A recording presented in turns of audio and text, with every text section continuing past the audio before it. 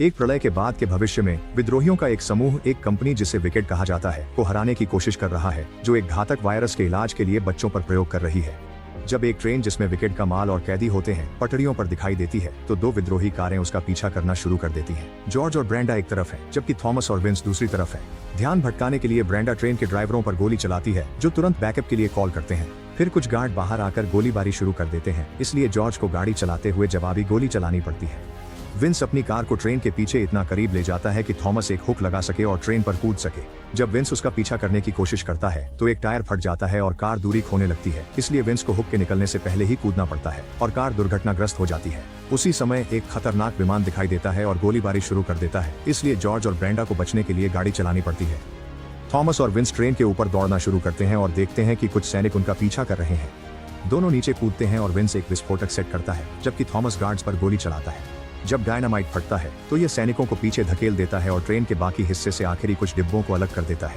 इस बीच विमान अभी भी जॉर्ज और ब्रेंडा का पीछा कर रहा है, जो कार को रोककर आत्मसमर्पण करने का नाटक करते हैं। जब सैनिक उन्हें गिरफ्तार करने के लिए विमान से बाहर आते हैं तो वे जमीन में एक जाल में गिर जाते हैं और कई विद्रोही छिपकर बाहर आते हैं और उन्हें घेर लेते हैं। पायलट भी अवरुद्ध हो जाता है, इसलिए अब विद्रोही विमान को चुरा सकते हैं।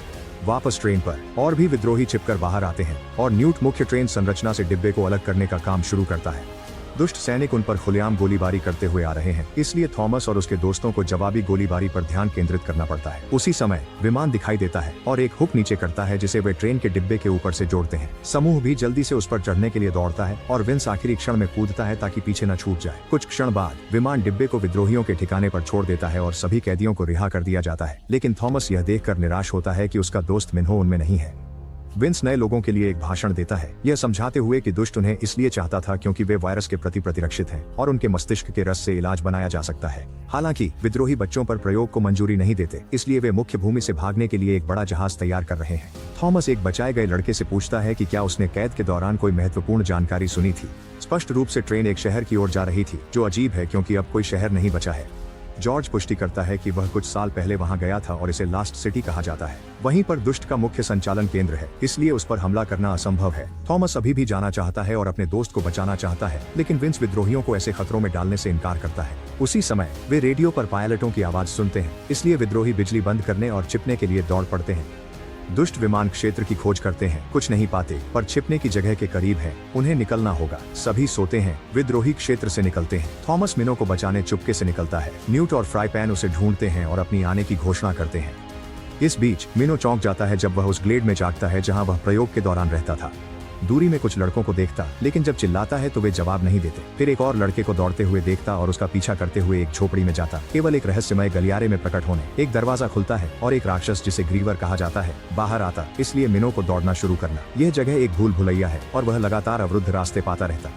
आवाजें उसकी प्रदर्शन पर चर्चा करती सुनाई देती हैं और कभी कभी मिनो को एक डॉक्टर का उसे जांचते हुए दर्शन होता है। अचानक उसका शरीर जम जाता है, लेकिन वह अजीब शक्ति के खिलाफ धक्का देता है और उसका शरीर छत के खिलाफ जा लगता है। ग्रीवर उसे अपने पंजों के नीचे फंसा लेता है और मिनो के चिल्लाने पर उस पर गरजता है। उस क्षण यह प्रकट होता है कि मिनो वास्तव में एक प्रयोगशाला में है और उसकी इच्छा के विरुद्ध एक सिमुलेशन से गुजर रहा है ताकि दुष्ट वैज्ञानिक उसका खून निकाल सके। कुछ समय बाद थॉमस की टीम को एक बहुत अंधेरी सुरंग पार करनी होती है। वे एक जॉम्बी जैसे प्राणी को पाते हैं जिसे क्रैंक कहा जाता है और सोचते हैं कि इसे कैसे टाला जाए, लेकिन फिर कई क्रैंक कार को घेर लेते हैं और दरवाजों पर मारने लगते हैं। लड़के गति बढ़ा देते हैं क्योंकि एक क्रैंक सामने की खिड़की पर कूदकर उसे तोड़ने की कोशिश करता है, इसलिए फ्राई पैन एक अन्य वाहन के पास ड्राइव करता है ताकि क्रैंक को धक्का देकर गिरा सके। दुर्भाग्यवश इससे उनकी टक्कर हो जाती है और कार पलट जाती है। सौभाग्य से थॉमस एक खिड़की तोड़कर बाहर निकल सकता है और उसके दोस्त दरवाजा खोलने में सफल हो जाते हैं। उनके पीछे एक क्रैंक आ रहा है, इसलिए फ्राई पैन जल्दी से उस प्राणी को गोली मारने के लिए दौड़ता है।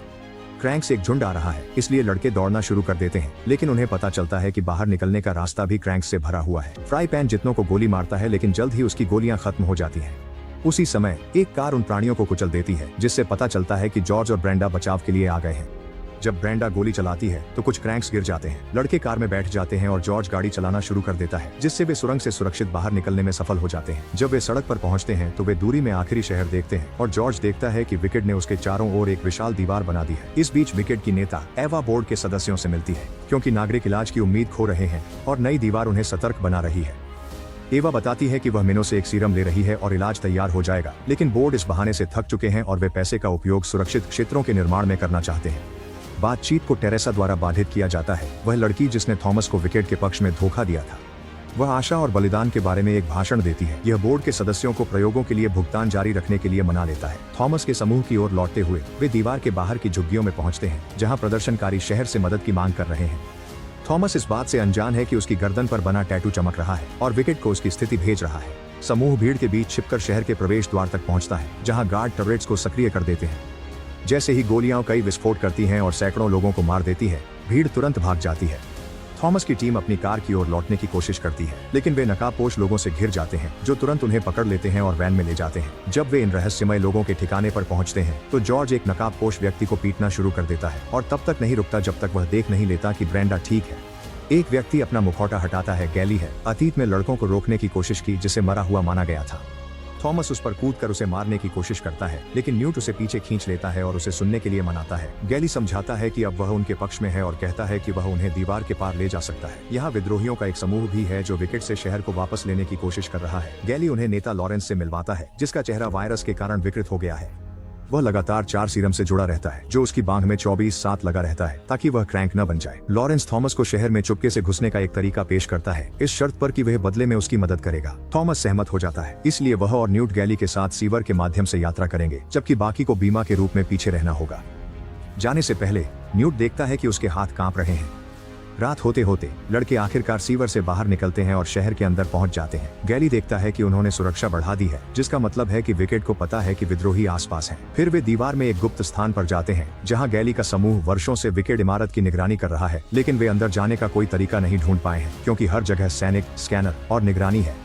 गैली उन्हें दिखाता है कि टेरेसा काम कर रही है और मानता है कि वह उनके अंदर जाने का तरीका है। त्रयी छिपने के स्थान पर जाती है ताकि स्थिति पर चर्चा कर सके। समूह टेरेसा का उपयोग करने में समस्या नहीं है, उसने उनके साथ जो किया, लेकिन थॉमस को यह विचार पसंद नहीं है। न्यूट गुस्सा हो जाता है और थॉमस को दीवार के खिलाफ धक्का देता है, क्योंकि वह थॉमस की हिचकिचाहट का कारण टेरेसा के प्रति उसके प्रेम को मानता है। उसे एहसास होता है कि उसने गुस्से में किया। माफी मांगकर बाहर जाता है। थॉमस पीछा करता है। न्यूट स्वीकारता है कि वह संक्रमित है। अपने दोस्त को टेरेसा का उपयोग करने के लिए मना लेता है। इस बीच प्रयोगशाला में टेरेसा एक संक्रमित लड़की को मिनो के खून से बने सीरम का इंजेक्शन देती है और तुरंत उसे ठीक कर देती है। उत्साहित टेरेसा मिनो से मिलने जाती है ताकि उसे बड़ी खबर दे सके, लेकिन वह बिल्कुल भी प्रतिक्रिया नहीं करता। जब टेरेसा जाने वाली होती है तो मिनो हमला कर उसे और उसके दोस्तों के साथ विश्वासघात अपशब्द कहता है, कई मौतों का दोषी ठहराता है।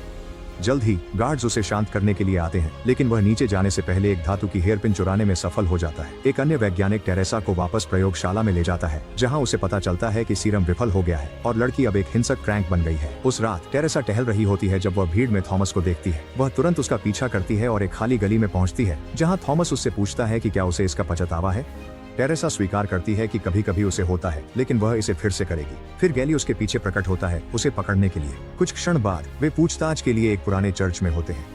टेरेसा समूह को बताती है कि मिनो सब लेवल 3 में 28 और कैदियों के साथ है और वहां पहुंचने का एकमात्र तरीका अधिकृत फिंगरप्रिंट के साथ है।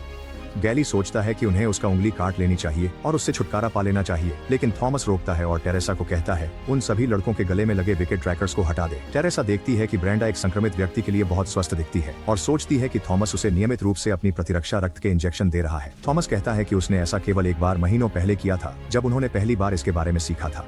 टेरेसा सोचती है कि यह असंभव है और ब्रेंडा को अब तक बदल जाना चाहिए था, लेकिन थॉमस इस बारे में बात करने से इनकार करता है। गैली के उसे ले जाने से पहले टेरेसा थॉमस के खून के साथ एक गौज का टुकड़ा चुरा लेती है। इसके बाद लड़के बुरे सैनिकों के रूप में कपड़े पहनते हैं और टेरेसा के साथ सुविधा में प्रवेश करते हैं, जिसकी उपस्थिति उन्हें संदेह से बचने में मदद करती है। जब वे सीढ़ियों तक पहुंचते हैं तो गैली एक जामिंग डिवाइस को इलेक्ट्रिकल बॉक्स में स्थापित करने का काम शुरू करता है। जब वे इंतजार कर रहे होते हैं, न्यूट खांसने लगता है और टेरेसा को एहसास होता है कि वह संक्रमित है। जैसे ही डिवाइस तैयार होता है, लॉरेंस के लोग शहर की सुरक्षा प्रणाली में हैक करने में सफल हो जाते हैं। फिर समूह जल्दी से सब लेवल 3 की ओर दौड़ता है, जहां वे कमरे में सभी गार्ड्स को जल्दी से गिरा देते हैं। अब वे सभी कैदियों को उनकी कोठरियों से मुक्त कर सकते हैं, लेकिन थॉमस देखता है कि मिन्हो गायब है। टेरेसा कंप्यूटर की जांच करती है और पता चलता है कि मिन्हो को इमारत के दूसरी तरफ की प्रयोगशाला में ले जाया गया था। वह इतना कमजोर है कि यह हार्वेस्टिंग सत्र उसे मार सकता है। न्यूट और थॉमस टेरेसा को मजबूर करते हैं कि वह उन्हें वहां ले जाए, जबकि गैली पीछे रहकर सीरम की रक्षा करने वाले दरवाजे को तोड़ने की कोशिश करता है। जब तिकड़ी लिफ्ट में जाती है तो उनके साथ एवा का दाहिना हाथ जैनसन भी शामिल हो जाता है। सौभाग्य से वह केवल टेरेसा के साथ बातचीत करता है, उसे बताता है कि थॉमस को शहर के बाहर देखा गया था। हालांकि तिकड़ी के लिफ्ट से बाहर निकलने के बाद टेरेसा लड़कों के साथ बहस करने लगती है और थॉमस उसी समय अपना मास्क उतार देता है। जैनसन उनके पीछे आता है। जल्द ही और गार्ड्स आ जाते हैं और थॉमस टेरेसा को बंधक बनाने की कोशिश करता है, लेकिन वह उसे फिर से बुलेट प्रूफ दरवाजे के पीछे धकेल देती है। जब लड़के भाग जाते हैं, टेरेसा जेनसन से कहती है कि उसने उन्हें फंसाने के लिए ऐसा किया और उसे याद दिलाती है कि उसे उन्हें जीवित चाहिए। पूरी इमारत में अलार्म बजने लगते हैं, जबकि जेनसन और सुरक्षा बुलाता है। सब लेवल में गैली अंततः सीरम प्राप्त करता है और सभी बच्चों के साथ आगे बढ़ने लगता है। वे गैरेज तक पहुंचने में सफल होते हैं, जहां ब्रेंडा ने एक बस चुरा ली है, लेकिन वह देखती है कि थॉमस और न्यूट अभी तक वापस नहीं आए हैं। गैली उससे कहता है वह बच्चों की सुरक्षा बस में इंतजार करे, वह दूसरों को लेने वापस जाता है। जल्द ही कुछ सैनिक गैरेज में पहुंच जाते हैं और ब्रेंडा के पास कोई विकल्प नहीं होता, वह निकल जाए। ऊपरी मंजिलों पर थॉमस और न्यूट का सामना एवा से होता है। पहले थॉमस गोली मार सके, जेनसन और उसके लोग उन्हें ढूंढ लेते हैं। लड़के दौड़ना शुरू कर देते हैं, रास्ते में आने वाले किसी भी गार्ड को गोली मारते हुए दोस्त की तलाश करते हैं। लैब में मिन्हो चिल्लाने की आवाज सुनता है और वैज्ञानिक पर हमला करता है। फिर वह गार्ड गिराकर वैज्ञानिक को बेहोशी की दवा का इंजेक्शन लगाता है। गलियारे में न्यूट और थॉमस सैनिकों से लड़ते रहते हैं, लेकिन उनकी गोलियां लगभग खत्म हो चुकी हैं। न्यूट एक ग्रेनेड फेंकता है, गार्ड्स को गिरा दे। एक और आदमी रास्ता रोकता है। अचानक मिन्हो उस आदमी को पकड़ लेता है, जो उसे खिड़की से बाहर फेंक देता है और चिल्लाते हुए अपने दोस्तों के साथ फिर से मिल जाता है। और सैनिक आ रहे हैं, इसलिए तीनों लड़के फिर से दौड़ना शुरू कर देते हैं। जेनसन और उसके आदमी एक और गलियारे को रोक देते हैं, इसलिए तिकड़ी एक बहुत मोटी धातु के दरवाजे वाले कमरे में छिप जाती है। गार्ड दरवाजा काटने के लिए एक आरी लाते हैं, इसलिए किशोरों के पास खिड़की तोड़कर नीचे के पूल में कूदने के अलावा कोई विकल्प नहीं है। कूद अच्छी तरह से होती है और वे सुरक्षित रूप से उतरते हैं, लेकिन जब वे पूल से बाहर निकलते हैं तो और सैनिक उन्हें घेर लेते हैं। अचानक उनमें से एक आदमी अपने साथियों पर गोली चलाता है और अपना मास्क उतारता है, जिससे पता चलता है कि वह गैली है। सड़क पर ब्रेंडा बस को जितना तेज हो सके चलाने की पूरी कोशिश कर रही है, जबकि उसके पीछे आने वाली एक दुष्ट कार को धक्का दे रही है। वह उसे एक साइन पोस्ट से टकराने में सफल हो जाती है, लेकिन उसके पीछे अभी भी और वाहन आ रहे हैं। आखिरकार वह एक मोड़ पर मुड़ती है और पाती है कि पूरी सड़क दुश्मन द्वारा अवरुद्ध है। ब्रेंडा बस से उतरती है और एक फ्लेयर शूट करती है, जिसे फ्राई पैन देखता है, जो इस पूरे समय एक क्रेन के अंदर इंतजार कर रहा था। वह सड़क के बीच में एक क्रेन हुक गिराता है और ब्रेंडा उसे बस से जोड़ती है, फिर जल्दी से वापस अंदर चली जाती है। फिर फ्राई पैन क्रेन का उपयोग करके बस को उठाता है, जो कुछ इमारतों से टकराती है, इससे पहले कि उसे दीवार के ऊपर धकेल दिया जाता है। वजन के कारण बस का बम्पर टूटने लगता है, इसलिए फ्राई पैन चेन को बढ़ाता है ताकि गिरावट कम हो सके। बस जमीन पर खड़ी होकर गिरती है और कुछ सेकंड में फिर से गिर जाती है, लेकिन शुक्र है कि कोई घायल नहीं होता।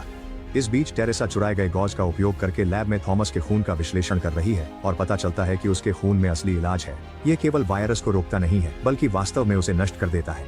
वह इसे एवा को दिखाती है, उसे बताती है कि उन्हें थॉमस को ढूंढना होगा। ब्रेंडा और फ्राई पैन सभी बच्चों को छिपने के स्थान पर ले जाते हैं, लेकिन उसे खाली पाते हैं। पता चलता है कि लॉरेंस सभी झुग्गियों के लोगों को इकट्ठा करने के लिए बाहर गया है। आज रात की घोषणा करते हुए वे शहर को वापस लेने जा रहे हैं। लॉरेंस के सामने विस्फोटकों से भरे ट्रक पर भीड़ शहर के प्रवेश द्वार की ओर दौड़ने लगती है। सुरक्षा टीम टर्रेट्स को सक्रिय करने की कोशिश करती है, लेकिन विद्रोहियों की हैकिंग ने उनके सभी सिस्टम को निष्क्रिय कर दिया है। दीवार पर मौजूद गार्ड मैन्युअली फायरिंग करते हैं, लेकिन यह लॉरेंस को रोकने के लिए पर्याप्त नहीं है, जो अपने वाहन को प्रवेश द्वार से टकरा देता है। एक विशाल विस्फोट होता है, जिससे दीवार में एक बड़ा छेद बन जाता है, जो भीड़ को शहर में घुसने की अनुमति देता है। थॉमस की टीम चुपके से आगे बढ़ती रहती है, जबकि न्यूट की तबीयत बिगड़ने के कारण उसकी मदद करती है।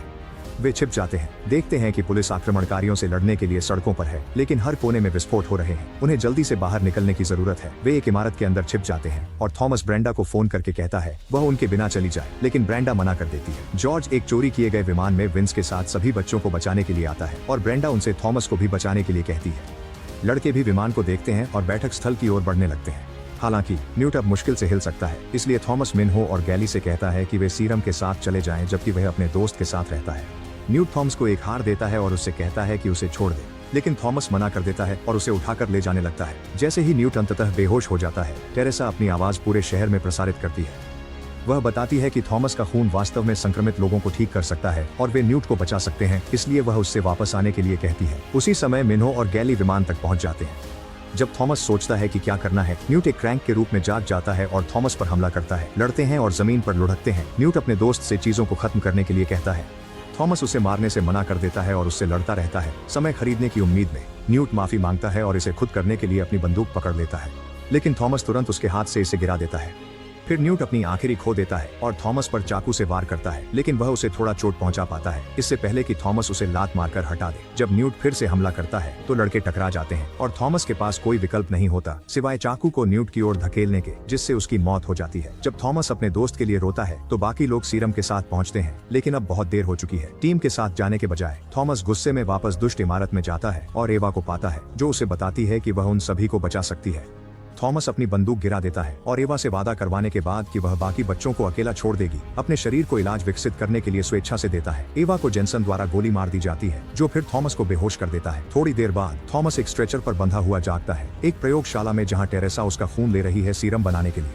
जेनसन समझाता है कि इलाज केवल अभिजात वर्ग को ही दिया जाएगा, इससे पहले कि वह यह खुलासा करे कि वह संक्रमित है। जब वह खुद को नए सीरम के साथ इंजेक्ट करने वाला होता है, टेरेसा उसके सिर पर एक बोतल तोड़कर उसे बेहोश कर देती है। फिर वह थॉमस को आजाद करती है, लेकिन जेनसन उसे पकड़कर कमरे के पार फेंक देता है। वह सीरम के लिए उससे लड़ाई शुरू कर देता है, यहाँ तक कि उसका सिर टेबल पर मारता है। थॉमस जेनसन को खिड़की से धक्का देता है और वे गलियारे में लड़ाई शुरू कर देते हैं। जेनसन लगभग उसे हरा देता है, लेकिन थॉमस हार मानने से इनकार कर देता है और वे लड़ाई जारी रखते हैं। आखिरकार जेनसन एक बंदूक निकालता है और दोनों किशोरों को गोली मारने की धमकी देता है, लेकिन क्षण विद्रोही इमारत पर रॉकेट हमला करते हैं। जेनसन गिर जाता है और जोड़ी को भागने का मौका मिल जाता है। वे एक लैब में छिप जाते हैं जिसमें एक सेल में कुछ क्रैंक होते हैं और टेरेसा भयभीत हो जाती है कि थॉमस विस्फोट से घायल हो गया था। जेनसन उन्हें ढूंढने आता है, इसलिए टेरेसा उसे भटकाती है, जबकि थॉमस एक वस्तु को सेल के दरवाजे पर फेंकता है, जिससे वह टूट जाता है। क्रैंक बाहर कूदते हैं और जेनसन पर हमला करना शुरू कर देते हैं, जिससे किशोरों को भागने का मौका मिल जाता है। टेरेसा थॉमस को चलने में मदद करती है और वे छत पर पहुंचते हैं, जहां उन्हें पता चलता है कि इमारत धीरे धीरे जल रही है। यह सोचकर कि सब कुछ खत्म हो गया है, टेरेसा हर चीज के लिए माफी मांगती है और वे एक चुंबन साझा करते हैं। फिर विद्रोही विमान में आते हैं, लेकिन वे आग के कारण बहुत करीब नहीं आ सकते। जैसे ही पड़ोसी इमारत गिरती है और विमान हिलता रहता है, टेरेसा थॉमस को टीम की ओर फेंकती है, जो उसे समय पर पकड़ लेती है। टेरेसा उसका पीछा नहीं करती और इमारत के उसके नीचे गिरने पर उसकी मृत्यु हो जाती है। थॉमस उसके लिए रोता है और फिर बेहोश हो जाता है। कुछ समय बाद सभी बचे हुए लोग मरम्मत किए गए जहाज का उपयोग करके एक सुरक्षित द्वीप पर पहुंच जाते हैं, जहां वे एक नया घर बनाना शुरू करते हैं। थॉमस अपनी चोट से उभरता है और न्यूट के हार की जांच करता है, जिसमें उसे एक पत्र मिलता है जिसमें उसे सब कुछ के लिए धन्यवाद दिया गया है और सभी का ख्याल रखने के लिए कहा गया है। इस नए घर पर बचे हुए लोग गिरे हुए योद्धाओं के नाम एक बड़े पत्थर पर उकेरते हैं, जैसे वे भूल भुलैया प्रयोग में किया करते थे। टेरेसा का नाम जोड़ने के बाद थॉमस समुद्र तट की ओर देखता है और दिखाता है कि उसके पास सीरम का एक नमूना है।